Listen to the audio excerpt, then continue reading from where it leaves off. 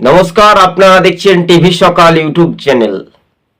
2026-এ BJP ভালো প্রভাব, শক্তি বৃদ্ধি।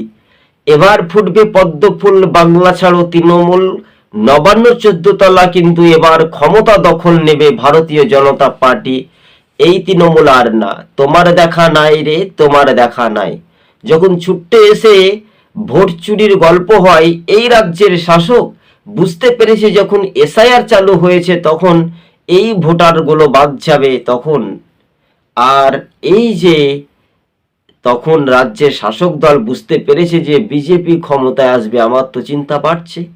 তাই এই স্লোগানের সময়সীমায় কিন্তু পাড়ায় বলুন, গ্রামে বলুন, শহরে বলুন, তারা কিন্তু একমাত্রই বিজেপির দিকে ভরসা রাখছে।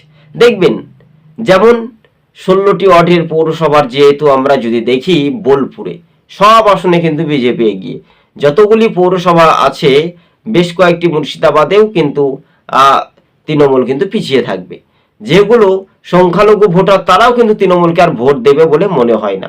তাই এবার পদ্ম ফুলেই বিজেপিতে যোগ দিচ্ছে মানুষ শয়ে শয়ে।